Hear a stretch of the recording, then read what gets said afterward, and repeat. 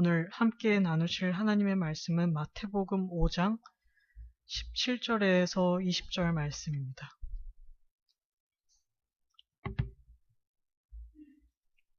마태복음 5장 17절에서 20절 말씀입니다.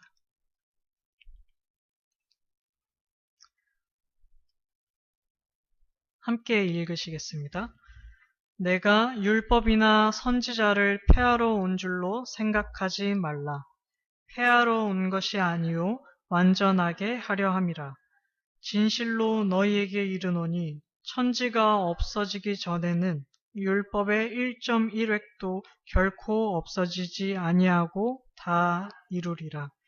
그러므로 누구든지 이 계명 중에 지극히 작은 것 하나라도 버리고 또 그같이 사람을 가르치는 자는 천국에서 지극히 작다 일컬음을 받을 것이요 누구든지 이를 행하며 가르치는 자는 천국에서 크다 일컬음을 받으리라.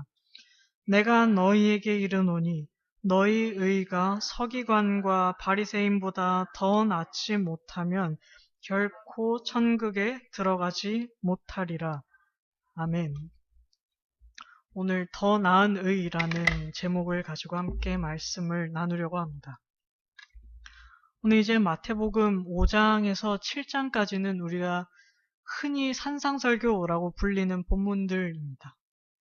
여기에는 우리가 잘 아는 팔복 혹은 빛과 소금, 주기도문 이렇게 익숙한 그리스도인이면 좀 친근하고 익숙한 내용들이 많이 담겨 있습니다. 근데 이제 오늘 방금 우리가 읽은 본문인 17절에서 21절을 좀 알기 위해서는 먼저 앞뒤의 문맥을 살펴볼 필요가 있습니다. 그래서 오늘 본문의 앞의 내용을 간략하게 살펴보도록 하겠습니다. 먼저 마태복음 3장에서는 예수님께서 요한에게 침례를 받으시고 4장에서 사탄에게 시험을 받으신 후에 본격적으로 예수님의 공생애가 시작되는 것을 볼 수 있습니다. 예수님은 갈릴리에서 회당들을 다니시면서 가르치고 고치시며 천국 복음을 전파하십니다. 이에 수많은 무리가 예수님을 따르기 시작했다라고 얘기를 합니다. 오늘 5장은 이렇게 모여든 무리와 함께 시작합니다. 4장에서 예수님께서 가르치고 고쳐준 사람들, 그들과 함께 오늘 5장이 시작하게 됩니다. 그래서 1절에 보시면 예수께서 무리를 보시고 산에 올라가 앉으시니 제자들이 나아온지라 라고 되어 있죠. 예수님은 무리를 보시면서 산에 올라가 앉으셨습니다. 4장에서부터 예수님을 따라왔던 그 수많은 무리가 이제 예수님을 뒤따라서 산에 모여 있습니다. 그리고 예수님은 제자들을 향해서 말씀하기 시작하십니다. 근데 이제 여러분이 상상을 좀 해보셨으면 좋겠는데 수많은 무리가 있고 이제 예수님이 산에서 앉으셨습니다. 혹시 뭔가 떠오르는 장면이 없으신가요? 이 장면은 마치 모세가 시내산에서 하나님의 율법을 백성에게 수여하였던 그 역사를 떠오르게 합니다. 노예를 벗어나서 도착했던 광야에 모였던 수많은 이스라엘 민족들이 모세를 통해 시내산에서 전달받았던 하나님의 율법, 그 조상들의 역사, 그것과 현재 예수님께서 산에 오르셔서 수많은 무리가 뒤따라와서 예수님의 가르침을 듣고자 하는 그 모습은 마치 광야에서 율법을 받았던 이스라엘의 과거, 그리고 현재 예수님을 뒤따라오고 있는 이스라엘의 무리들, 이 장면을 같이 겹쳐 보이게 하는 효과라고 볼 수 있을 것 같습니다. 예수께서 앉으시자 이제 제자들은 그의 말씀을 듣기 위해서 예수님을 향해 나아왔습니다. 예수님은 그들이 모세로부터 수여받은 그 율법에 대해서 새로운 가르침을 주십니다. 그 시작이 우리가 잘 아는 팔복입니다. 오늘 본문을 이해하기 위해서는 팔복을 다 다룰 수는 없고 본문을 이해하기 위해서 팔복의 내용들을 통해서 당시 이스라엘, 이 팔레스타인의 배경을 좀 알아보고자 합니다. 우리는 이 팔복이라고 불리는 본문들이 좀 많이 익숙합니다.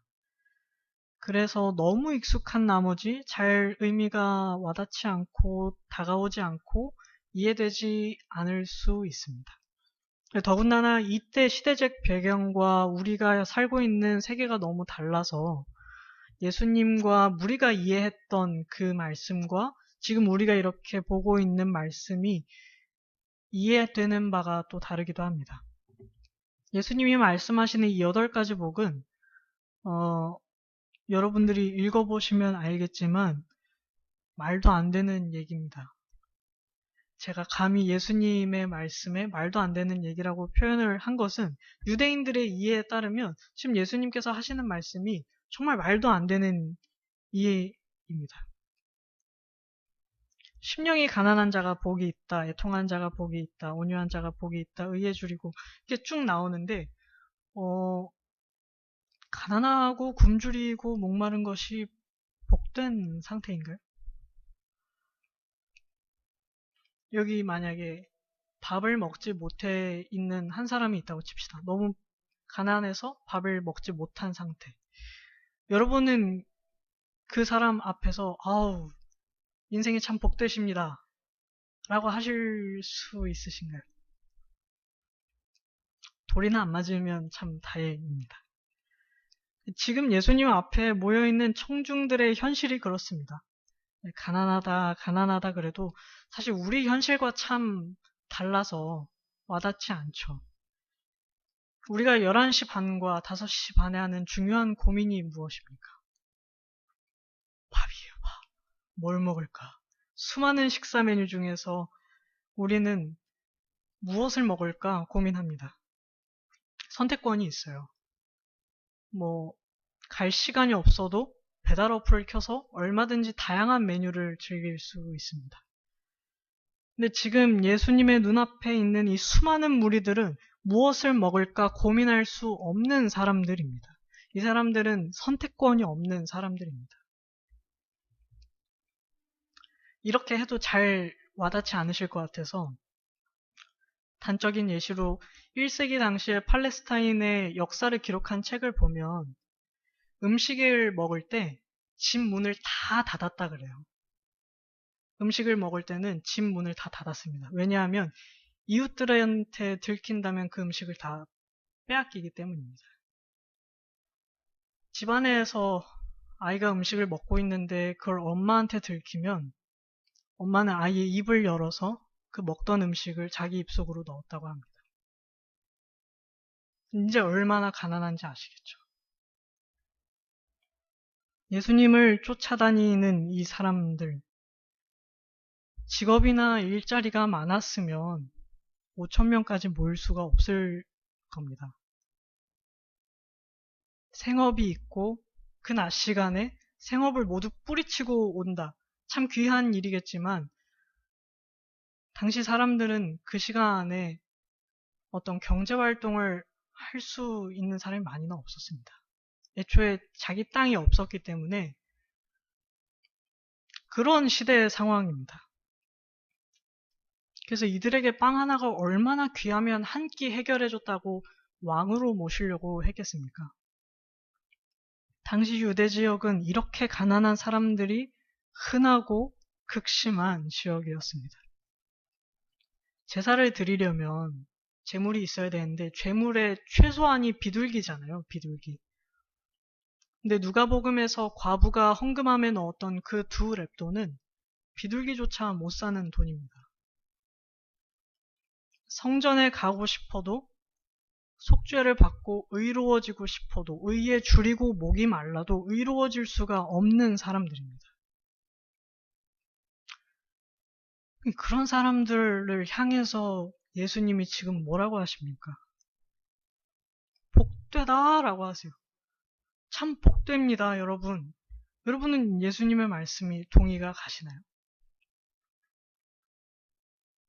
이 아픈 현실이 어떻게 복입니까?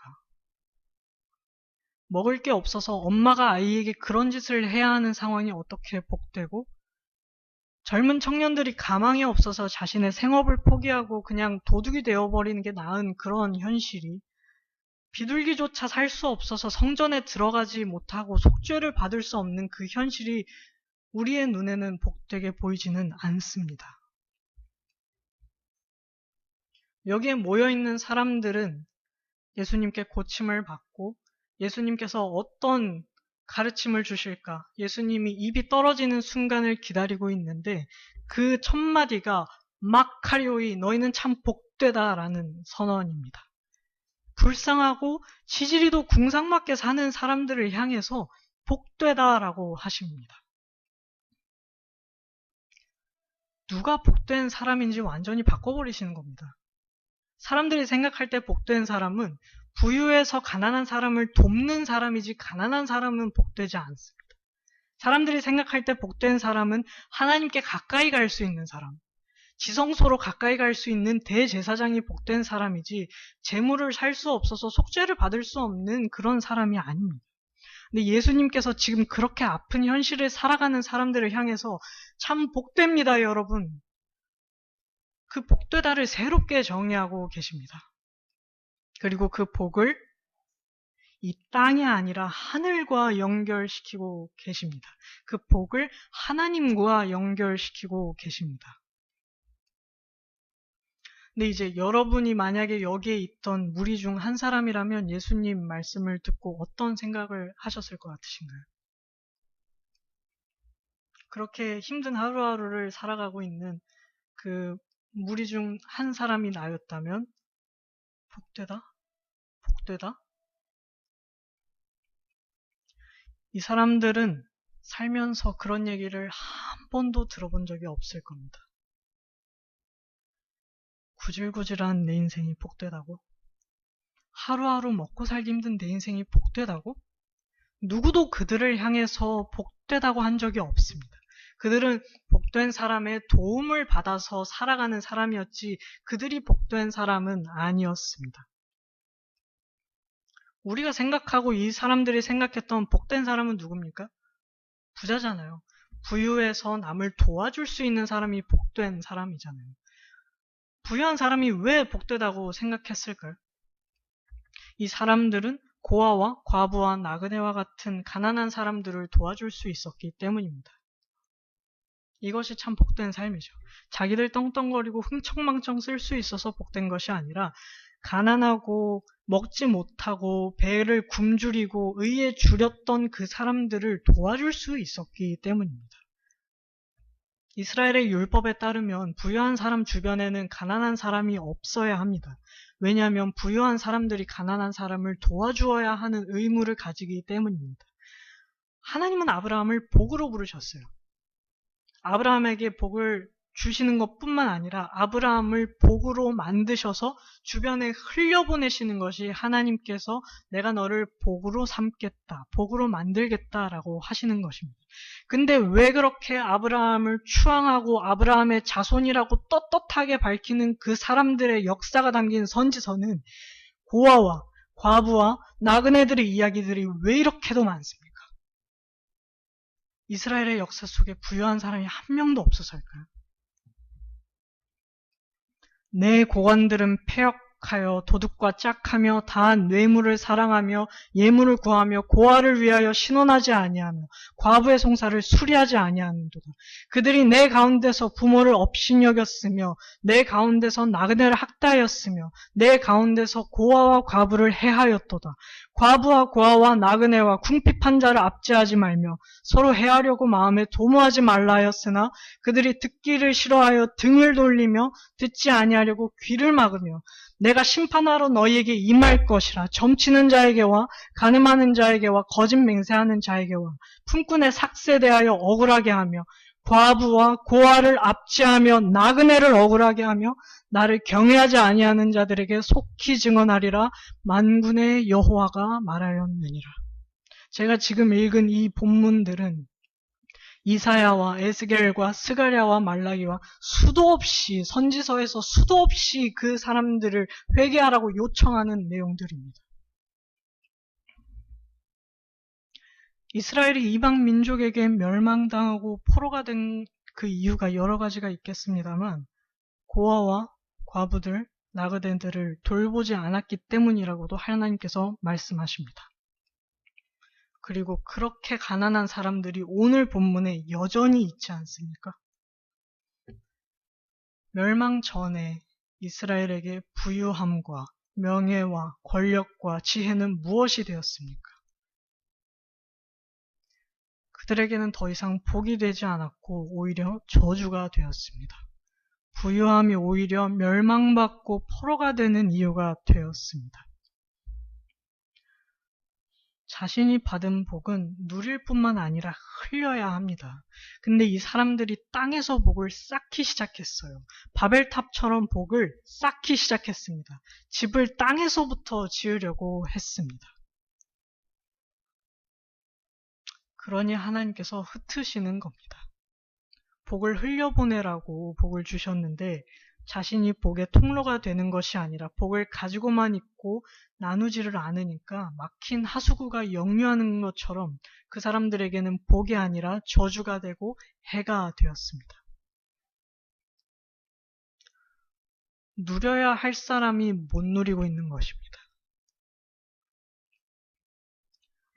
내가 가진 돈이 나뿐만 아니라 내 옆 사람을 도와주고 필요한 사람에게 흘러가야 하는 수단이 되어야 하는데 내 인생의 목적이 되어버린 것입니다. 복을 줘도 아무런 소용이 없고 오히려 그 사람에게 해가 되기 때문에 그들은 심판받고 멸망당했습니다.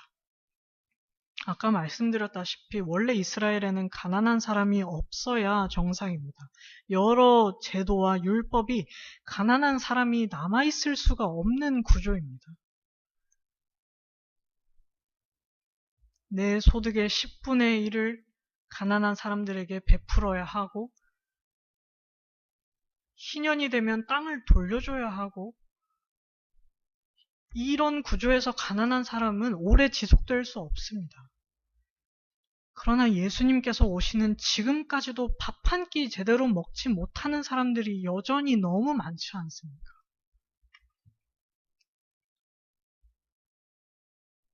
예수님께서는 지금 이들의 삶, 겨우겨우 하루를 살아가는 이 아픈 사람들의 삶을 하늘로 연장하셔서 복되다라고 하십니다.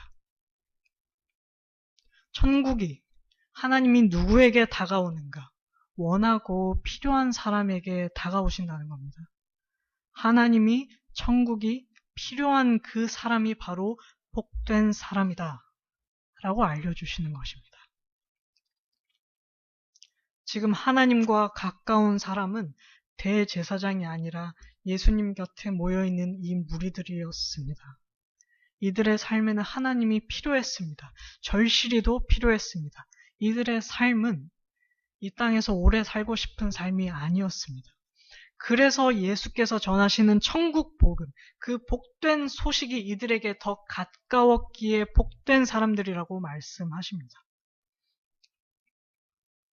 나의 현실을 뒤집는 기준, 막힌 안개를 걷어내는 그 기준을 예수님께서 제시하여 주시는 것이고 인생에서 한 번도 들어보지 못했던 위로를 전해주고 계십니다. 복됩니다, 여러분. 여러분의 가난은 여러분이 줄이고 그렇게 의에 목마른 것은 참으로 복된 일입니다. 애굽 땅 종되었던 집에서 인도하여 낸 모세를 통해서 율법을 주신 그 내 하나님 여호와는 여전히 이스라엘과 함께하고 계셔서 이들의 아픔을 무시하지 않고 눈여겨보고 계셨습니다. 그리고 현재도 함께하고 계십니다. 우리는 어떤가요? 우리 인생에는 하나님이 필요한가요? 우리에게는 죽음 이후의 삶이 필요한가요? 여기에서 이 세상에서 충분히 등 따시고 배부른 인생은 아닌가 되돌아보게 되는 말씀입니다. 여러분의 인생은 복되십니까? 사실 우리도 다른 사람들과 복의 기준이 같을지도 모릅니다. 지갑 넉넉하고 애들 문제없이 잘 크고 있고 사업장도 안정적이고 별일 안 일어나는 그런 인생이 참 복되다라고 생각하진 않으십니까? 우리 이 세상에서 충분하면 안 됩니다. 부유해도 권력이 있어도 내 가정이, 내 직장이 아무리 평안해도 우리는 그것으로 충분하면 안 됩니다. 하나님 없이는 충분하면 안 됩니다. 왜냐하면 우리는 하나님을 바라고 필요해야 하는 사람이기 때문입니다. 우리는 하나님의 은혜로 살아가야 하는 인생이어야 하기 때문입니다. 이만하면 됐다라는 생각을 우리는 주의해야 합니다. 우리는 평생 죽는 날까지 하나님이 필요합니다. 그래서 우리가 주의해야 할 때는 하나님이 필요하지 않을 때입니다. 하나님이 생각나지 않을 때입니다. 그러면 내 시선이 여기 가까이 아래에만 있는 것입니다. 우리는 멀리 봐야 하고 우리는 높이 봐야 합니다. 눈이 높아지는 우리 모두가 되기를 원합니다. 그래서 하나님께서 주시는 복을 멀리까지 흘려보내시면서도 우리의 눈은 여전히 가장 높은 곳을 향해 있을 때 그 복이 나에게도 그리고 내 주위에게도 유익함을 잊지 말아야 합니다. 이 모든 이야기들을 예수님은 지금 누구 보면서 하고 계신가요? 여러분 생각에는 예수님의 시선이 누구에게 있는 것 같습니까? 우리가 아닙니다. 예수님의 시선은 제자들에게 있습니다. 제자들을 보면서 이 얘기를 하고 계신 거예요. 예수님이 가르치고 있는 대상은 지금 여기에 있는 모든 무리가 아니라 제자들에게 있습니다. 예수님이 산에 앉으시면서 하신 모든 이야기의 대상은 제자들에게 있습니다. 제자들이 지켜야 할 가르침입니다. 무리도 함께 듣습니다. 무리도 예수님의 가르침을 받습니다. 그래서 예수님의 가르침, 제자와 무리와 모두에게 열려 있습니다. 그러나 예수님 가르침의 1차적인 대상은 바로 제자들입니다. 제자들이 산상수훈의 말씀을 듣고 행함을 통해서 우리가 그 가르침을 배울 수 있게 하는 것입니다. 제자들을 통해서. 제자들이 가르침을 실행할 때 무리들에게 하나님의 뜻과 말씀이 요청되고 전달되고 영향을 미치게 됩니다. 그래서 예수님께서 지금 먼저 변화시키고자 하는 대상은 무리가 아니라 제자들입니다. 무리들은 예수님 가르침 듣고 좋은데? 나쁘지 않은데? 새로운데? 할 수도 있고 내 취향은 아니야. 무슨 저런 가르침이 다 있어. 어딜 봐서 복되대? 라고 할 수도 있습니다. 먼저 삶이 바뀌는 것은 제자들입니다. 제자들. 그래서 제자들을 통해서 무리에게로 그 가르침이 흘러갑니다. 예수님을 통해서 제자들이 변화되고 제자들을 통해서 무리들과 세상이 변화되는 것입니다. 그래서 산상설교는 그리스도인만을 위한, 제자들만을 위한 가르침도 아니지만 제자들의 실천을 통해 우리가 예수님께로 이끌려올 수 있게 하는 누구에게나 열려있는 가르침입니다. 이것이 마치 우리가 주일에 요한복음에서 보고 있는 양과 목자와 같은 겁니다. 나는 양인 동시에 목자여야 합니다. 제자들은 예수님의 말씀을 듣는 동시에 무리들을 예수님께로 오게 하는 그 삶을 사는 것이 오늘 마태복음에서는 제자라고 얘기하고 계십니다. 목자이면서 양의 정체성을 갖는 것, 이것이 우리가 예수님의 제자로서 살아야 하는 삶이다라고 마태는 자기의 언어를 표현하고 있습니다. 예수님은 복되다라고 얘기하시면서 복의 기준을 계속해서 바꾸고 계십니다. 그리고 이들이 알던 구약의 내용들, 이들이 구약을 적용했던 그 내용들도 계속해서 바꾸고 계십니다. 지금 21절부터 48절까지 보시면 6개의 반명제라고 얘기하는 율법에 적용되던 기준을 계속해서 바꾸시는 것을 볼 수 있습니다. 보시면 너희가 이렇게 들었으나 나는 너희에게 이르노니, 너희가 이렇게 들었으나 나는 너희에게 이르노니 하고 6가지가 나오거든요. 이것을 예수님 계속 바꾸고 계세요. 그러면 우리는 하나 생각해 봐야 할 것이 있습니다. 왜 예수님은 새로운 기준을 제시하는가?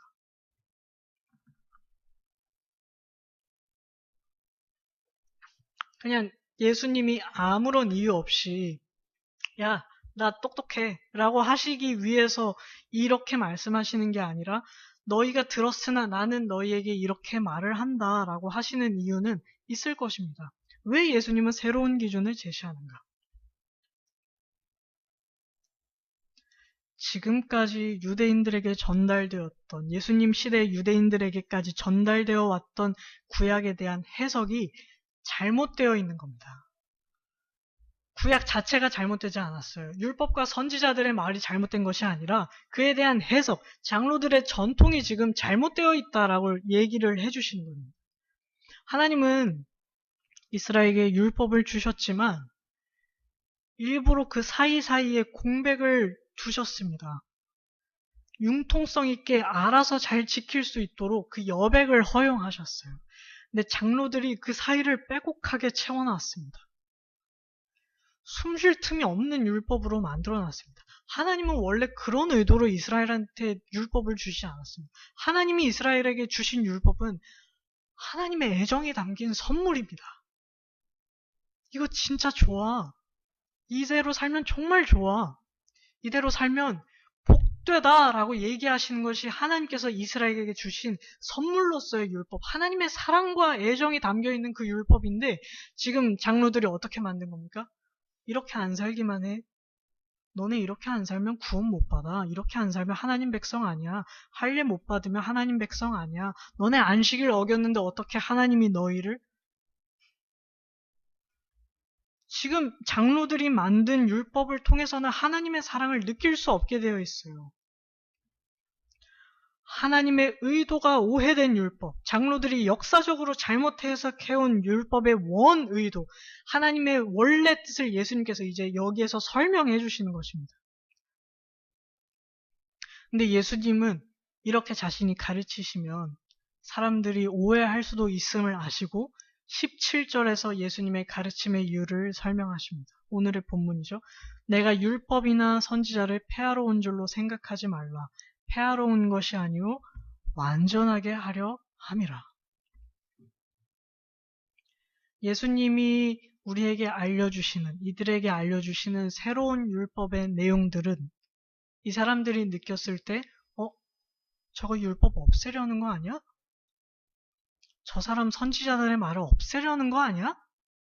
아니 어떻게 저렇게 해석할 수가 있어? 라고 생각할 법도 하기 때문에 예수님께서는 그걸 아셔서 이렇게 말씀하고 계세요. 나 폐하려는 거 아니야. 나 없애려는 거 아니야. 우리 민족의 역사를, 우리 민족의 전통을 없애려는 거 아니야. 너희가 그토록 원해왔던 하나님께서 주신 그 율법을 내가 이제 하나님의 뜻에 맞게 해석해 줄게 라고 하시는 것입니다. 여기서 17절에서 완전하게 하려 함이라 라고 되어 있는 헬라어가 플레로오인데 성취하다라는 뜻으로도 번역을 할 수 있습니다. 근데 이제 마태가 이 단어를 어떻게 사용했는지 찾아보면 우리가 이 단어의 뜻을 좀 더 파악할 수 있을 것 같습니다. 마태는 1장 22절에서 이 모든 일이 된 것은 주께서 선지자로 하신 말씀을 이루려 하심이니 이루시되, 마태복음 2장 15절에서 헤롯이 죽기까지 거기 있었으니 이는 주께서 선지자를 통하여 말씀하신 바 애굽으로부터 내 아들을 불렀다 함을 이루려 하심이라. 2장 23절에서 나사렛이란 동네에 가서 사니 이는 선지자로 하신 말씀에 나사렛 사람이라 칭하리라 하심을 이루려 함이로라. 8장 17절에 이는 선지자 이사야를 통하여 하신 말씀에 우리 연약한 것에 친히 담당하시고 병을 짊어지셨다 함을 이루려 하심이더라. 마태복음에서 플레로라는 이 동사는 완전하게 하다라고 지금 번역된 이 동사의 용례를 통해서 알 수 있는 것은 마태는 이 단어를 구약의 말씀의 궁극적 성취를 나타낼 때 사용한다는 겁니다. 구약의 말씀의 궁극적 성취. 이 성취가 누구를 통해서 이루어집니까? 예수님이 구약의 말씀의 궁극적 성취입니다. 라고 지금 마태가 우리에게 말을 해주고 있는 것입니다. 예수님의 가르침과 예수님의 삶, 같이 갔습니다. 서로 상충되거나 부딪히는 일이 없이 같이 가셨고, 예수님은 자신의 삶 자체를 구약, 즉 하나님의 말씀을 성취하는 삶을 사셨습니다. 율법을 주신 하나님의 의도에 합당한 삶을 사셨습니다. 예수님은 구약을 폐하시지도 않았지만 잘못 해석되어 있는 현 상태를 유지시키시지도 않았습니다. 어떤 서기관이나 바리새인보다 율법의 원 의도, 하나님께서 주신 그 선물로서의 율법을 잘 아셨기에 장로들의 전통과 지식에 따른 것이 아니라 근본부터 새롭게 해석하셨습니다.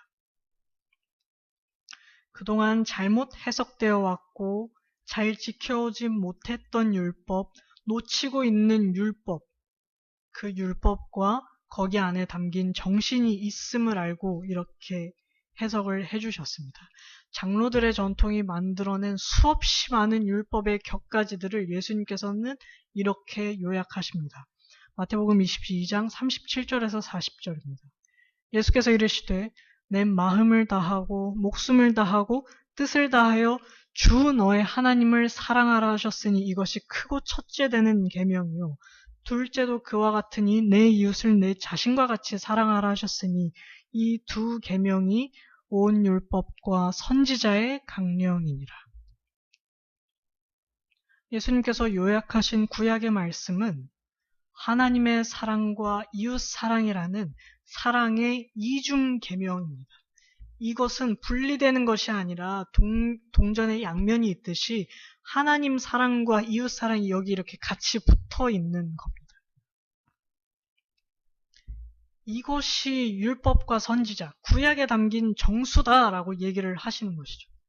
그러나 장로들의 전통에는 하나님 사랑한다고 인간을 향한 사랑을 빼버렸습니다. 전 하나님 참 사랑합니다. 이 사람들은 말고요. 하나님을 사랑합니다. 이웃을 향한 하나님의 사랑이 담겨 있지 않습니다. 장로들의 전통대로 해석한 구약의 말씀은 법칙과 세세한 조항만 남아있을 뿐이었습니다. 그들은 하나님을 사랑한다는 명목하에 이웃을 돌보지 않았습니다. 사랑의 선물로 주신 하나님의 율법이 옥죄는 사슬로 느껴지게 만들었고 거기에서부터 자신들의 권위를 얻고 명예를 얻고 돈을 얻었습니다. 그래서 예수님께서는 율법에서 하나님의 사랑을 다시 느낄 수 있도록 그리고 하나님께서 이웃을 향한 그 사랑 또한 느낄 수 있도록 다시 해석해 주십니다. 아무런 권위도 요청하지 않으시고 아무런 명예도 아무런 돈도 요청하지 않으시고 가난한 이 사람들을 향해서 하나님의 율법은 원래 이런 것입니다. 라고 하고 얘기해 주고 계십니다.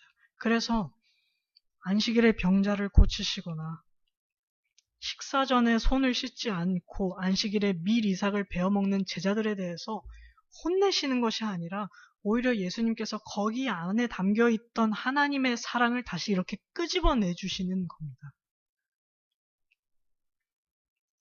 그래서 이 삶에는 오해가 뒤따릅니다.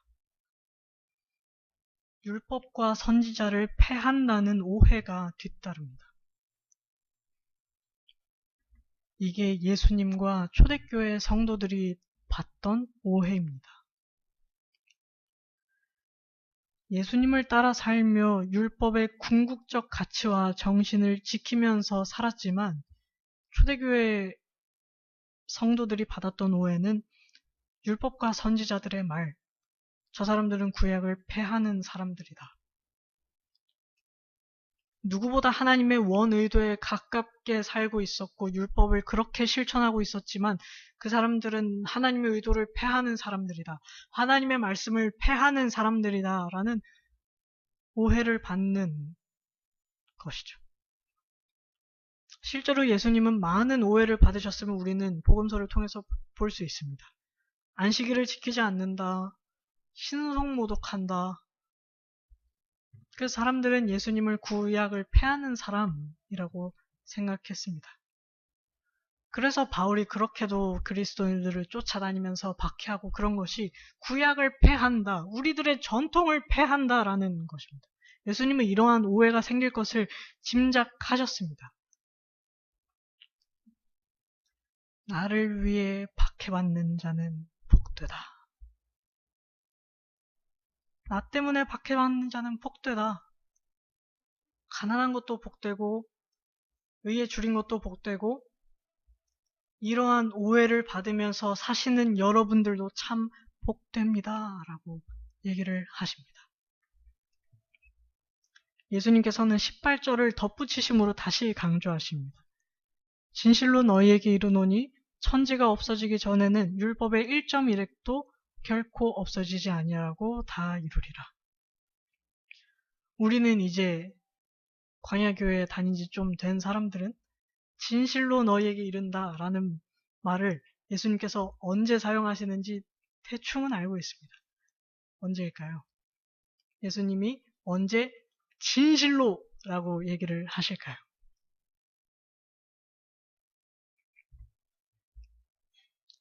요한복음에서도 살펴봤지만 사람들이 믿기 힘들고 이해하기 힘들고 안 받아들일 수도 있을 가능성이 높을 때 예수님은 진짜입니다 여러분 이라고 말씀을 하십니다. 그러니 우리가 예측할 수 있는 건 앞으로 이어질 예수님의 말씀은 일반적으로 잘 이해되지 않고 받아들여지지 않고 오해가 될 말씀입니다. 진실로 너희에게 이릅니다. 진실로 여러분에게 말씀드립니다. 천지가 없어지기 전에, 이 천지가 결코 없어지기 전에라는 말은 결코를 나타내는 유대인들의 과장법입니다. 그러니까 의역을 하자면 우리가 좀 더 이해하기 쉬운 언어로 번역을 하자면 율법은 모든 것이 이루어질 때까지 그 가장 작은 세부 사항까지도 결코 없어지지 않을 것입니다. 예수님께서 굳이 왜 이런 말씀을 하셨을까요? 왜 굳이 이런 말씀을 하셨을까요? 이때 당시에 활동하던 바리새인들이나 서기관들은 회당에서 그리고 성전에서 율법을 논하고 가르치던 사람들입니다. 그래서 우리는 이 사람들을 종교 지도자라고 부르죠. 근데 이들이 빠뜨린 것이 있었던 겁니다. 하나 아주 세부 사항까지도 율법은 다 성취되어야 하는데 여러분 우리가 빠뜨리고 사는 율법이 있습니다. 우리는 신약시대의 유대인의 율법이라고 하면 크게 세 가지를 떠올립니다. 하나는 할례, 그리고 하나는 안식일, 그리고 하나는 정결법이죠. 할례 논쟁은 우리가 바울 서신에서도 수없이 볼 수 있고 안식일도 복음서에서 예수님께 계속해서 태클 거는 장면들이 나오는 걸 볼 수 있고 정결법만 해도 예수님의 제자들이 손 씻지 않고 밥을 먹을 때 바리새인들이 쫄쫄 쫓아와서 아니 당신 제자들은 유대인들이면서 장로들의 전통도 안 지키는데 이게 맞나요? 라고 하는 그게 이제 정결법입니다.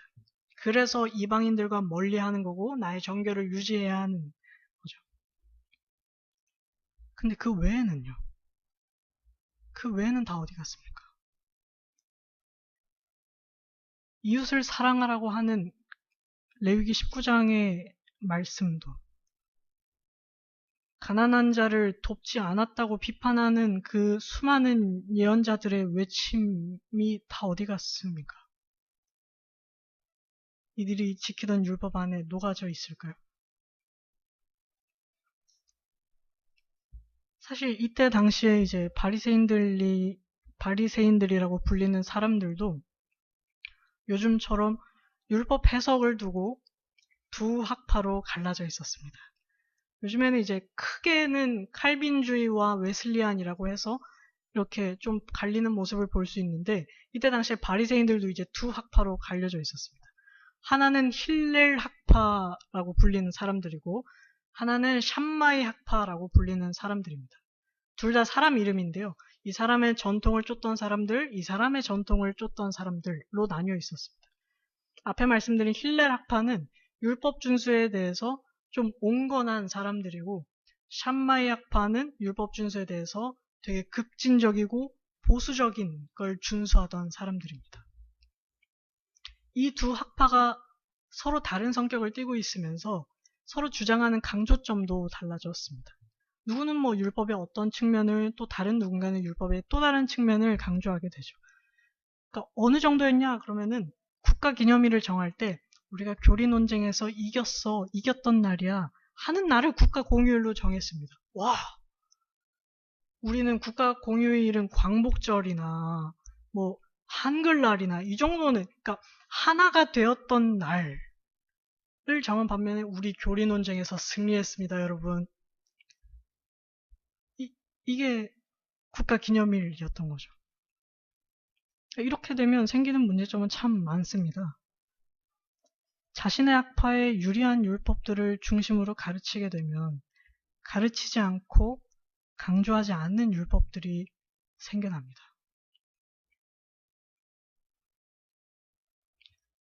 한쪽에서는 갈라디아서와 로마서만, 또 한쪽에서는 야고보서만, 모두 다 하나님의 말씀인데 서로 외치는 강조점이 다르다 보니까 전하는 말씀의 폭도 점점 줄어만 가는 것입니다. 나뉘어 있는 바리새인들의 해석, 그것을 통해 율법을 알고 어떻게 지켜야 할지 배우는 백성들의 입장에서는 누구는 샴마에 따르고 있고 누구는 힐렐 학파를 따르고 있고, 백성들 서로끼리도 나뉘는 겁니다. 샴마이 학파 선생님들은 저렇게 얘기했었는데, 아니야, 힐렐 학파 선생님은 이렇게 얘기하셨어. 아, 그래? 그럼 뭐가 옳은 걸까? 가 아니라 너가 틀린 거야. 그렇게 율법 지켜서 어떻게 하나님한테, 네가 그러고도 아브라함의 백성이야? 아브라함의 자손이야? 네가 그러고도 이스라엘이야? 서로 손가락질하게 되는 거죠. 율법을 지키는 방식이 다 다릅니다. 그래서 예수님께서 율법에 대해서 질문하는 사람들은 예수님이 샴마이 학파입니까? 예수님이 힐렐 학파입니까? 이렇게 어디 학파에 속해 있는지 묻기도 합니다. 바리새인과 서기관들이 예수를 시험하여 이르되, 혹은 네가 무슨 권위로 이런 일을 하느냐라고 했을 때 예수님이 속한 학파를 말해라 이거예요. 너 선생 누구야? 라고 하는 물음입니다. 그 두 학파의 논쟁은 유대인들을 갈라놓았습니다. 백성들로부터 지지를 얻고 권력을 얻기 위해 누가 사내들인의 회당장이 될 것이냐, 누가 그곳에 더 많은 의석수를 차지할 것이냐, 그걸 위해서 서로를 비난하고, 그러는 중에 이웃을 사랑하라, 그 말씀이 어디 갔습니까? 샴마이와 힐렐은 이웃이 아닌가요? 한쪽은 유대인이 아닌가요? 안중에도 없어졌습니다. 안식년과 희년에 대한 하나님의 율법은 어디 갔습니까? 예수님은 지금 이걸 알고 계셨던 겁니다. 그 두 학파가 서로 논쟁하면서 서로를 비난하는 동안 잊혀져 가고 있던 하나님의 율법이 있었습니다. 그래서 잊고 있던 율법들을 상기시켜 주시고 떠올려 주시는 것입니다. 또한 구약의 궁극적 성취가 예수님 본인이심을 말씀하시는 것입니다. 율법을 두고 당파 싸움에 같이 휘말린 일반 백성들에게 예수님은 잊혀져 있던 하나님께서 선물로 주신 율법과 그 율법에 담긴 사랑의 정신, 그걸 다시 일깨우고 계십니다. 17절과 18절에서 예수님은 지금 장로들의 전통, 그 두 학파의 율법 해석의 전통에 따라 잊혀져 있던 율법과 율법에 담긴 사랑을 다시 수변 위로 떠올리신 동시에 자신은 그 어느 한 곳에도 속하지 않고 그 어느 학파의 권위에도 의존하지 않고 오직 하나님의 권위에만 의존하여 말씀하고 계십니다. 너희가 들은 바 이랬지만 나는 너희에게 이렇게 이르노니. 어느 학파에도 의존하지 않으세요, 예수님은. 우리는 근거가 필요합니다. 주장을 하려면 근거가 필요합니다. 그 근거의 권위는 내가 사용한 그 근거를 누가 썼는가? 얼만큼 유명하고 얼만큼 똑똑하고 대단한 사람이 썼는가? 제가 여기에서 얘기하는 말과 박영성 목사님이 오셔서 얘기하는 설교 참 다르게 들리지 않나요? 똑같나요? 그냥 이름 모를 어떤 전도사와 그래도 한국 교회의 어른이라고 불리는 어떤 목사님의 말을 똑같이 전해줘도 권위가 다르기 때문에 사람에게는 다르게 들립니다. 그래서 우리도 많이 듣는 질문이잖아요. 너네 목사님 말고 누가 그렇게 말하는데, 너네 목사님 말고 성경 알겠어. 그러니까 어떤 똑똑한 신학자가 그 얘기를 했냐고, 칼빈이 했냐고, 웨슬리가 했냐고, 이렇게 계속 물어보는 거예요. 예수님이 오늘 말씀하십니다. 나는 어떤 권위에도 의존하지 않고 여러분에게 이 말씀을 하나님의 권위에 의존하여 말씀드립니다. 이게 진리가 가진 놀라움입니다. 19절에서 그러므로 누구든지 이 계명 중에 지극히 작은 것 하나라도 버리고 또 그같이 사람을 가르치는 자는 천국에서 지극히 작다의 일컬음을 받을 것이요 누구든지 이를 행하며 가르치는 자는 천국에서 크다 일컬음을 받으리라. 근데 이제 여기에서 계명, 19절에서 말하는 계명이 무엇이냐?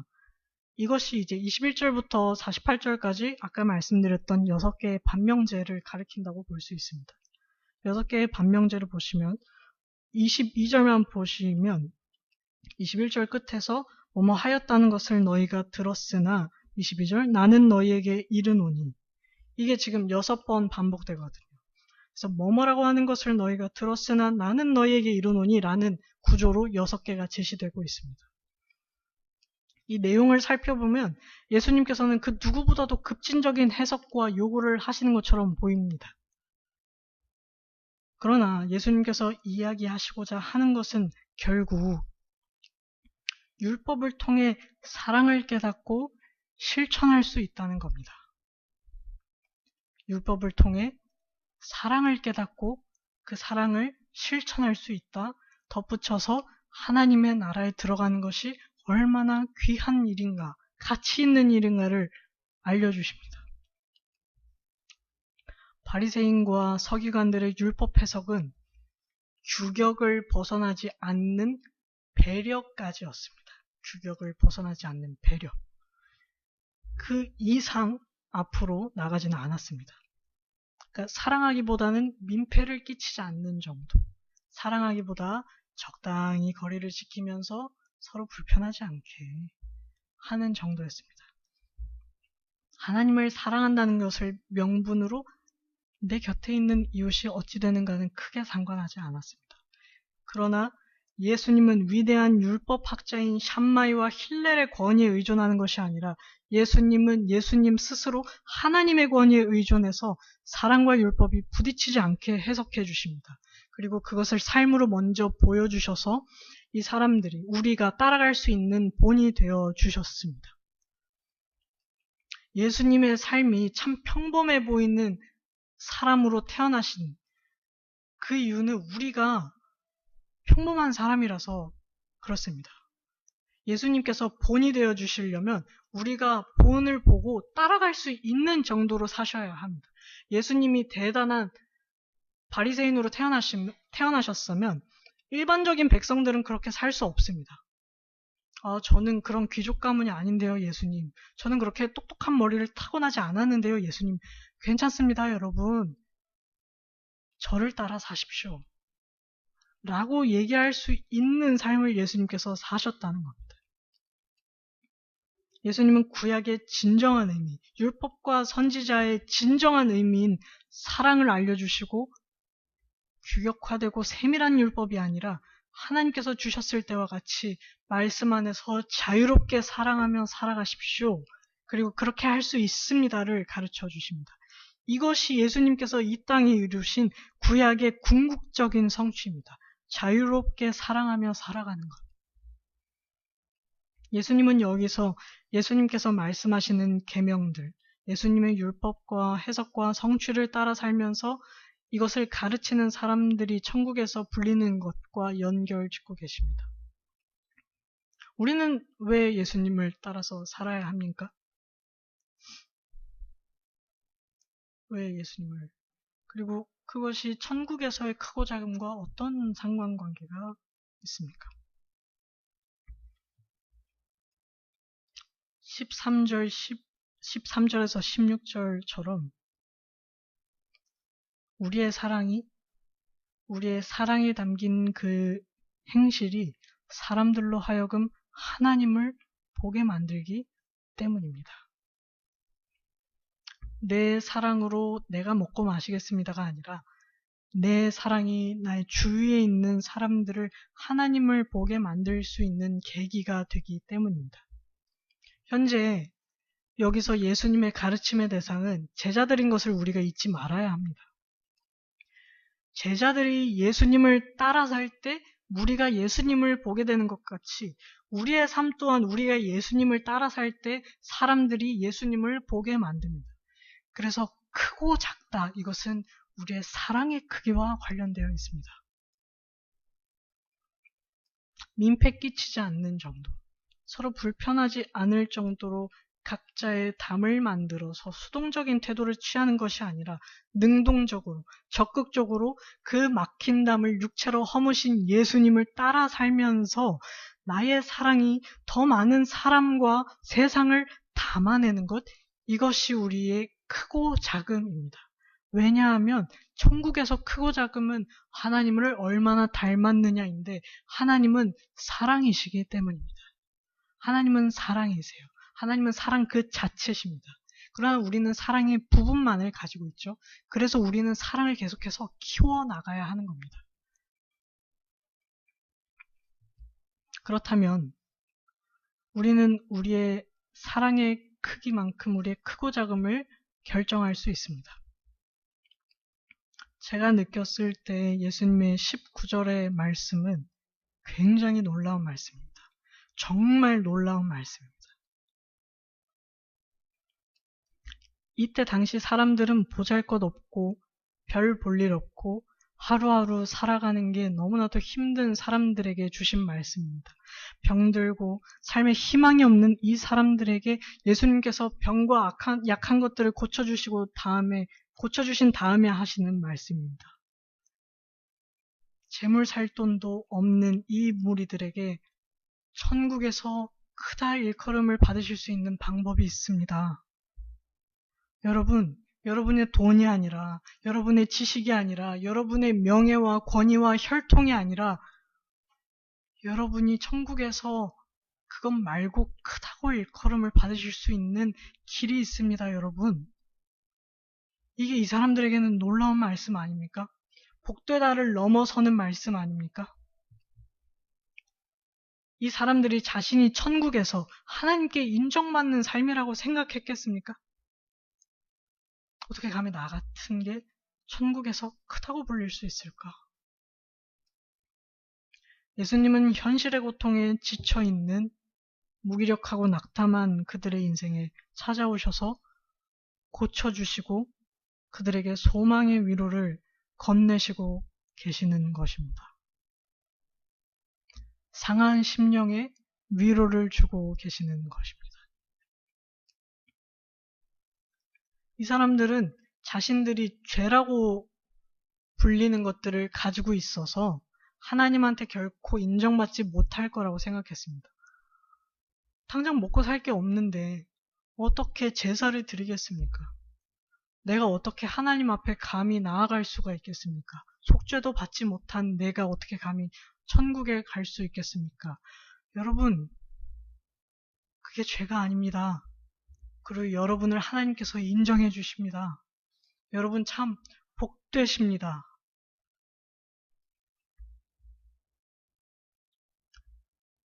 그 소망의 위로를 지금 이런 사람들에게 예수님께서 건네주고 계신 것입니다. 그 율법의 자유로움 속에서 하나님과 이웃을 사랑하며 그것을 가르치는 사람은 천국에서 크다 불릴 것이다. 배운 것도 없고 누구의 권위를 의존하여 가르칠 수도 없는 이 사람들에게 예수님은 가르치십시오, 여러분. 행할 뿐만 아니라 여러분이 가르치셔야 합니다. 아무것도 배운 적이 없어도 괜찮습니다. 이제 제가 여러분에게 알려드리니까 가르치십시오, 여러분. 행할 뿐만 아니라 가르치라. 여러분 양으로 살지 마시고 목자로 나아가셔야 됩니다. 여러분 양으로 사는 것이 아니라 우리는 선한 목자의 삶을 위해서 끊임없이 진전을 해야 합니다. 라고 얘기하시는 것이 여러분 복되십니다. 여러분이 천국과 가까우십니다. 여러분이 가진 것이 없어도 천국에서 하나님께 크다 일컬음을 받으실 수 있습니다. 이게 굉장히 놀라운 말씀인 거죠. 스스로를 무식하고 보잘것없다고 생각하는 여러분이, 바리새인과 서기관이 아닌 여러분이 산 위에 있는 동네, 사람의 시선을 위로 끌어올리는 그 빛이 되는 삶, 값어치 있는 소금이 되는 삶, 하나님을, 천국을 바라보게 만드는 삶을 살 수 있습니다, 여러분. 그리고 가르치십시오. 여러분도 가르칠 수 있습니다. 저는 하나님의 권위를 가지고 말합니다. 여러분도 힐렐과 샴마이와 어떤 학파의 장로들의 기준이 아니라 여러분도 여러분의 하나님의 기준을 가지고 살면서 가르치십시오. 그래서 선한 목자가 되어 가십시오. 라고 하는 가르침이 예수님께서 오늘 주시는 말씀입니다. 천국에서 큰 것이 무엇인지, 그리고 천국에서 작은 것이 무엇인지 우리는 대충 알고 어림짐작 하셨을 겁니다. 나의 부활을, 나의 천국을 앞당겨오는 삶. 조금도 고통스럽지 않게 바로 그곳에 하나님과 만날 수 있는 그 삶. 근데 그것이 나뿐만 아니라 다른 사람까지 하나님을 바라보게 만들고 부활을 소망하게 만드는, 그 부활의 여정을 같이 걷게 만드는 동행자로 만든다는 것입니다. 그래서 외롭지 않은 거예요, 여러분. 외롭긴 합니다. 나 혼자 걸을 땐 너무 외로워요. 부활의 여정은 이 세상에서는 사람들이 걷지 않는 도로라서 개통이 됐는데도 사람이 없습니다. 도로가 개통되면 막 박수치고 커팅식도 하고 난리 나야 되는데 예수님께서 여러분 개통됐습니다 했는데 사람이 없어요. 그 길을 제자들이 먼저 걷는 겁니다.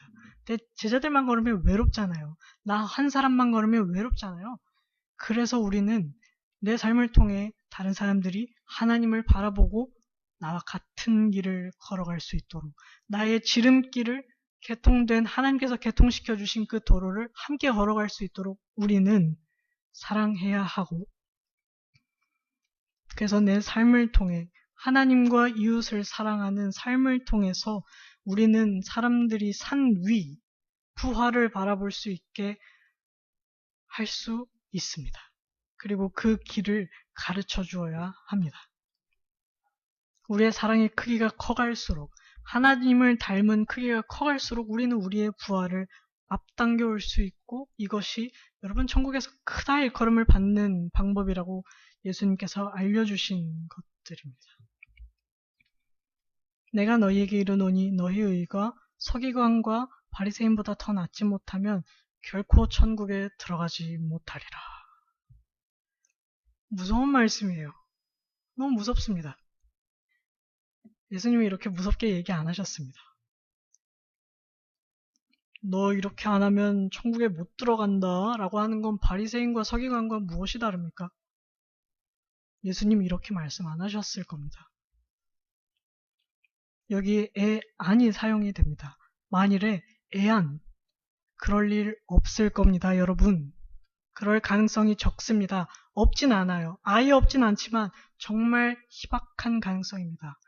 여러분들이 바리새인과 서기관들보다 나은 의를 가지고 있습니다. 이건 협박하는 말씀이 아닙니다. 예수님이 그렇게 힘들게 사는 사람들한테 바리새인과 서기관들보다 나아지기 위해서 노력하십시오. 이런 말씀이 아니라 여러분들의 그 아픈 삶은 이미 더 낫습니다. 이미 더 그 천국과 하나님께 가까운 삶입니다. 그런 위로의 말씀인 거죠. 우리는 의를 완전으로 이해하고 있는데 생각해 보십시오. 완전보다 더 완전한 건 없습니다. 100%라고 얘기했을 때 100%보다 더 100%일 수는 없습니다. 아시다시피 서기관과 바리새인들이 추구한 의가 무엇입니까? 사람으로서의 의입니다. 사람으로서의 의. 사람으로서의 완전하게 되는 것. 그래서 그들은 율법을 자신들이 정해놓은 적용한 율법을 잘 지키기 위해서 노력했습니다. 우리는 그 사람들의 노력을 무시해서는 안 됩니다. 바리새인이 어떻고 서기관들 이 사람들이 얼마나 열심히 살았는지 모릅니다. 그러나 그들의 약점이 뭐냐면 그 율법을 나만 잘 지키면 된다라는 겁니다. 그들의 황금률은 뭐였냐면 네가 남에게 원하지 않는 것은 너도 남에게 행하지 말아라 였습니다. 그러니까 수동적이고 개인적인 거예요. 내가 원치 않는 것은 다른 사람에게도 안 하는 것. 근데 이러한 개인적인 이러한 개인적인 구원관이 이방인을 향한 그들의 태도에도 동일하게 적용됩니다. 우리 민족만, 우리 아브라함의 자손인 이스라엘만 구원받으면 된다. 우리 유대인만 구원받으면 된다. 북이스라엘이 아니라 우리 유대인만 구원받으면 된다. 나아가서 우리 바리새인만, 우리 학파만, 나만 구원받으면 된다. 그들의 구원의 길이 참 좁아지고 좁아져 갔습니다. 예수님이 우리에게 알려주신 그 황금률이 무엇입니까? 너희가 다른 사람에게 원하는 그것을 너희가 먼저 해주어라. 능동적이고 공동체적인 것으로 바꾸어 주십니다. 사람으로서의 완전함은 이 세상에서 완전함을 이루는 것은 나 혼자 존재할 때 훨씬 쉽습니다. 나 혼자 집에 있으면 화낼 일이 없어요. 나 혼자 집에 있으면 갑자기 짜증이 날 이유가 없어요.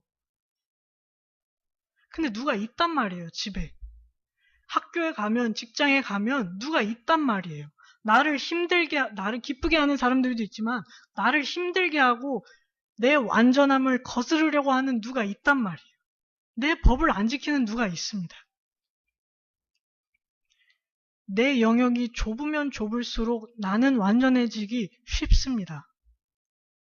사람으로서의 완전을 무시할 수 없지만 그것은 혼자 존재할 때 훨씬 쉽습니다. 다른 사람과 엉겨붙지 않고 다른 사람한테 무시당할 일이 없으면 완전한 사람 되는 것은 쉽습니다. 율법을 지킨 쉬운 환경이 조성되면 의롭게 사는 것은 쉽습니다. 기독교인들이랑만 있어 보세요. 얼마나 편안하고 좋습니까? 밥 먹을 때 기도하고 시작하죠. 모임할 때 기도하고 시작하고 기도하고 마치죠. 예수님 얘기 편하게 할 수 있죠. 근데 비기독교인 한 명 들어와 보세요. 아니면 여러분만 기독교인이어 보세요. 기도할 때 너는 그거 먹을 때도 기도해? 그러면 이거는 과자 먹을 때도 기도해? 아이스크림 먹을 때도 기도해? 거기에서부터 시작해서 모였을 때 기도하자는 말을 할 수가 있습니까? 여기에서 안 넘어와요. 조용히 기도하고 시작해야 됩니다. 그게 내가 윗사람이면 할 수 있습니다. 여러분이 회사에 갔는데 공동체 장이다 그러면은 제가 기도하고 시작하겠습니다 하면 직원들이 눈을 안 감아도 조용히 있어요. 근데 말단 사원이 제가 기도하고 시작해도 될까요? 라고 하면은 그렇게 종교색 요즘엔 드러내는 거 아니야. 사회생활 다시 배워야겠네. 그런 얘기를 듣는 거죠. 그 얘기를 듣는 사람이 이 눈앞에 있는 청중들입니다. 예수님의 눈앞에 있는 그 의로워지기 불가능한 상황 속에서 살고 있는 사람들입니다. 고고하고 고상하게 우아하게 살아갈 수 없는 사람들입니다. 그 사람들을 향해서 바리새인과 서기관보다 더 나은 의의 실현 가능성을 제시하는 예수님의 마음에는 이렇게 안 하면 천국 못 가십니다, 여러분들. 이라는 겁박이 담겨 있을 것 같습니까? 아니면 그들의 삶에 그 상한 심령의 위로를 주시는 예수님의 마음일 것 같습니까? 그들은 사랑을 통해서 바리새인과 서기관들보다 더 나은 의를 이룰 수 있었고 그것으로 천국에 들어갈 뿐만 아니라 천국에서 크다 일컬음을 받을 수 있었습니다. 나의 사랑이 확장되고 커질수록 부활에 참여하고자 하나님의 나라에 참여하고자 하는 나의 의지가 반영이 됩니다. 내가 그곳을 향해서 살 때 여기에서 삶도 달라지기 때문에 거기에서 살기를 원해서 하나님 나는 사랑하면서 삽니다 라고 하는 것은 여기에서도 하나님의 이웃을 사랑하면서 사는 것으로 나타납니다. 보잘것없어 보이는 그 인생들의 사람으로서의 완전을 제시하는 것이 아니라 이제 여러분 사람으로 완전해지실 뿐만 아니라 하나님의 자녀, 신으로서 완전을 향해서 살아가실 수 있습니다라는 게 오늘 이 보잘것없는 사람들에게 주시는 소망의 말씀입니다. 이 사람들이 과연 하나님한테 크다고 인정받는 것도 상상하지 않았을 뿐더러 제가 감히 신이 된다고요? 그건 저는 아니지 않습니까, 예수님? 제가 어떻게 그런 삶을 삽니까? 밥도 못 먹는데. 그 상황에서 예수님, 아닙니다. 여러분들은 복됩니다. 여러분들에게 천국은 가깝습니다. 여러분들은 하나님의 자녀라고 일컬음을 받으실 것입니다. 이게 놀라운 소망의 말씀인 것이죠. 참 벅차오르는 말씀입니다. 가진 것 없고 내세울 것 하나 없는 인생, 가난하고 줄이고 목마른 그 인생에는 하나님께서 주신 복이라고는 느껴지지 않았을 그때 예수님께서는 돈과 지위와 명예, 지식이 아니라 천국을 말씀하시고 사랑을 말씀하십니다. 낮은 그들을 예수님께서 높여주십니다. 그리고 낮아 있던 시선을 예수님께서는 높여주십니다. 여러분 이제 산 위를 바라보십시오. 산 위에 빛나는 저 동네를 바라보십시오. 여러분이 저렇게 될 것입니다. 하나님이 인간의 몸을 입고 이 땅에 오셔서 살만한 삶을 우리가 본받으면서 따라갈 만한 삶을 먼저 보여주셔서 그 율법을 성취시켜 주시고 이제는 우리가 자유롭게 사랑하며 살아갈 수 있음을 알려주셨습니다. 그래서 우리는 누군가의 권위에 의존한 칼빈과 웨슬리와 대단한 위인들의 권위에 의존해서 살아가는 것이 아니라 하나님께서 하나님의 권위로 알려주신 예수님을 따라 살아가면 됩니다. 참 세세하고 복잡한 율법들을 우리가 다 알지 않아도 참 감사한 것은 예수님이면 어떻게 행하셨을까? 예수님이면 어떤 마음을 품으셨을까? 예수님이면 이렇게 힘든 상황에서 어떻게 사랑하셨을까를 우리가 떠올릴 수 있습니다. 근데 이게 참 쉽지가 않습니다. 서두에 말씀드린 것처럼 우리 눈에는 예수님의 눈앞에 있는 무리 혹은 우리의 삶이 복되어 보이지는 않습니다. 우리의 빈 주머니와 빈 지갑이 우리에게는 복되어 보이지가 않습니다. 우리의 쉴 틈 없고 분주한 삶이 복되어 보이지가 않습니다. 사람들 사이에 섞여서 아침 저녁으로 출퇴근 버스와 지하철을 타고 꽉 막힌 도로 위에서 땀 흘리면서 핸드폰조차 꺼낼 수 없이 꽉 찬 그 버스와 지하철을 이용하는 그 삶이 복되어 보이진 않습니다. 하지만 전도서의 저자가 얘기하듯이 해 아래에 있는 것은 헛되입니다. 그러니 해 위를 바라보십시오, 여러분. 해 위에 계시는 하나님의 영광을 바라보십시오. 그것이 전도서의 저자가 말하듯이 여기까지가 나의 시선이라면 이것은 복되어 보이지가 않습니다만 예수님께서 우리의 시선을 높여주시기에 우리는 복되다라고 내 삶을 향해서 그리고 나와 비슷한 힘든 삶을 살고 있는 그들을 향해서 복됩니다. 우리는 이라고 얘기를 할 수 있는 겁니다. 우리가 되어야 합니다. 나만 복되어서도 안 되고 저 사람들만 복되는 것도 아니라 우리가 함께 복됩니다. 주 예수 그리스도 안에서 라고 얘기를 할 수 있는 겁니다. 예수님께서 복되다 선언하셨습니다. 우리가 예수님을 주라고 고백한다면 그분을 따라 사는 것이 내가 부활을 이루어가는 가장 좋고 빠른 지름길임을 인정한다면 우리는 우리의 그러한 삶이 복됨을 먼저 받아들여야 합니다. 아, 이런 내 삶을 예수님께서 복되다고 하시는구나. 상처 많고 힘들다고만 생각했던, 잘 안 풀리고 왜 나는 이렇지, 내 인생은 이렇지라고 생각했던 그 삶이 복되구나 라는 것을 받아들여야 합니다. 그것을 받아들이고 내 인생을 복되게 여기고 예수님과 같이 하나님과 이웃을 함께 사랑하며 살아갈 때 우리는 다른 사람들이 예수님을 바라보게 하는 삶을 살 수 있습니다. 우리는 성경을 많이 알고 신학을 많이 알아서 더 나은 의를 이룰 수 있는 것이 아닙니다. 우리의 어떠함이 나의 잘남과 나의 어떠한 사람의 됨됨이가 바리새인과 서기관들보다 더 나은 의를 성취할 수 있게 하지 않습니다. 우리는 내 손 안에 있는 넉넉함으로, 내 지갑의 두둑함으로 다른 사람들을 사랑할 수 있는 것이 아닙니다. 언제나 하나님의 필요한 삶, 하나님이 필요한 삶, 하나님의 은혜를 구하는 삶, 그래서 받은 은혜로 사랑하고 받은 은혜로 살아가며 내 이웃들이 하나님을 보게 만드는 삶이 더 나은 의를 이루어가는 방법입니다. 더 나은 의가 무엇입니까? 사람의 완전함보다 더 나은 것이 무엇입니까? 이 세상이 끝이라면 사람보다 완전한 것은 없습니다. 사람의 완전보다 더 완전해지는 것은 불가능합니다. 그러니 우리는 전도서의 말처럼 해 위를 향해서 그것을 기준으로 더 나은 것은 하나님의 자녀로서의 완전함, 신으로서의 완전함, 그것이 우리가 이루어가는 의인 것입니다. 더 나은 의를 위해서 살아가는 것은 채워가면서 사는 것이 아니라 채워주셔왔고 그리고 앞으로도 채우실 것들로 살아가는 삶입니다.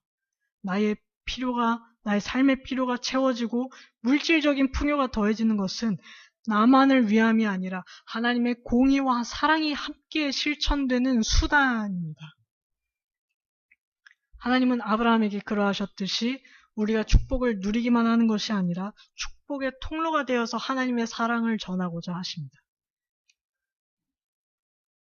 그러나 막상 우리의 형편이 좀 나아지고 풍요로워지면 하나님의 나라가 잘 생각이 안 나고 하나님이 잘 생각나지 않습니다. 저도 그럽니다.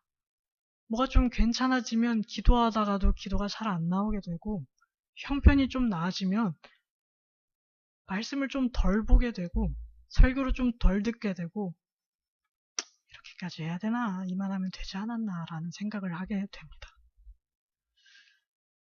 필요한 것이 채워지면 다시 신앙이 느슨해지고 시선이 하늘로 가지 않고 땅으로 떨어지게 됩니다. 지난 금요일에 우리가 베드로 후서에서 보았듯이 우리의 형편이 좋아지는 것이 우리에게 부작용으로 작용하지 않기 위해서는 우리는 계속해서 하나님을 필요로 하는 삶을, 부활을 위한 삶을, 하나님의 나라를 목적으로 두는 삶을 살아가야 합니다. 필요가 채워져서 하나님한테서 멀어지고 천국에서 멀어지게 된다면 그건 더 이상 우리에게 복이 아니라 해와 저주와 멸망의 것으로 돌아올 것입니다. 하나님이 얼마나 마음 아프시겠어요. 예수님께서 말씀하고 계신 이 무리들이 고쳐주고 약한 것을 치유하신 다음에 이 말씀을 주셨고, 그런데 그것이 오히려 예수님께 돌을 던지고 십자가에 못 박으라고 하는 이유가 되면 하나님이 얼마나 아프시겠어요.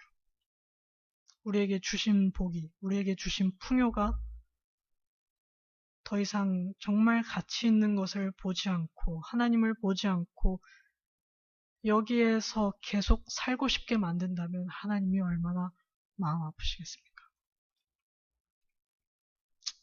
우리는 복을 받고 필요가 채워지고 형편이 좀 나아져도 세상살이가 좀 괜찮아져도 더 나은 하나님의 자녀로서의 신으로서의 완전을 추구하며 살아가야 합니다.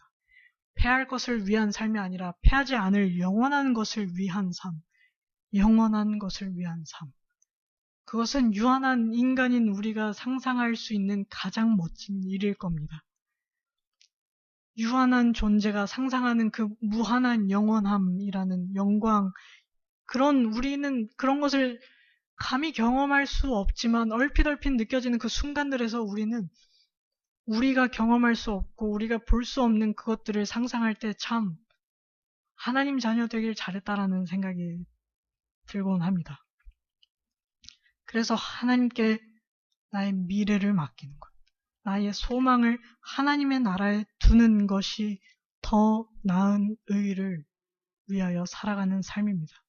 그래서 우리는 성경을 필 수밖에 없습니다. 오늘도 보다시피 너무 무서운 말씀으로 들리잖아요. 예수님의 의도는 그것이 아니었을 텐데. 그래서 우리는 성경을 필 수밖에 없습니다.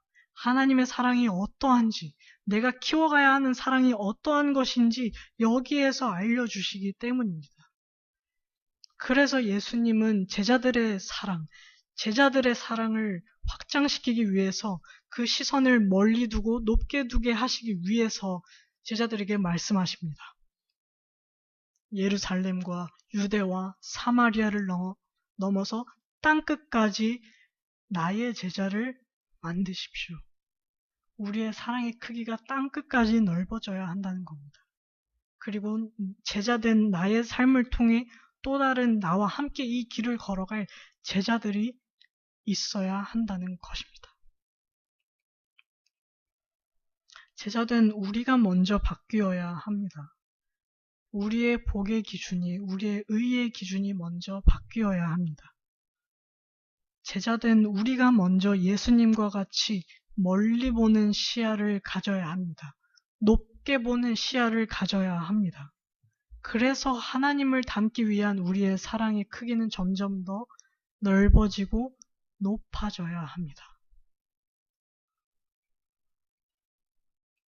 이것이 상한 심령을 가지고 있었을 그 사람들에게 예수님께서 전해주시는 위로로 저는 느껴졌습니다. 여러분은 어떠셨나요? 오늘의 말씀이 결코 천국에 들어가지 못하리라로 느껴지셨습니까? 아니면 여러분들은 이미 거기에 가까우니 사랑하면서 살아가십시오. 여러분은 더 나은 의를 가지고 있습니다. 로 느껴지셨습니까? 우리가 상한 심령을 가지고 있으면 우리가 아픈 마음이라면, 애통하는 마음이라면 우리는 이 말씀이 참 위로가 되고 반가웠을 것입니다.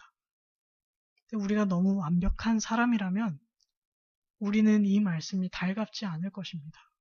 억울합니다, 이 말씀이. 여러분에게 이 말씀이 위로로 들리셨길 원합니다. 그래서 풍족한 중에 사람으로서의 의의가 아니라 부족한 중에 더 나은 하나님의 자녀로서의 의를 이루어 가시는 우리 모두 되시기를 기도합니다. 함께 말씀을 생각하시면서 기도하겠습니다. 우리의 기준이, 우리의 복됨이 아직까지 이 땅의 시선에 머물러 있다면 하나님 이 시간 우리에게 알려주신 그 새로운 사랑을 따라서 살아갈 수 있게 하여 주시옵소서. 그래서 하나님께서 허락하여 주신 자유와 사랑을 마음껏 누리며 하나님을 마음껏 사랑하고 나의 이웃을 마음껏 사랑할 수 있게 하여 주시옵소서. 그래서 하나님, 나의 필요가 얼마든지 채워져도 나는 여전히 하나님이 필요한 사람으로 남았으면 좋겠습니다. 라는 그 기도 제목을 가지고 우리가 더 나은 의를 위해서 함께 기도하시겠습니다.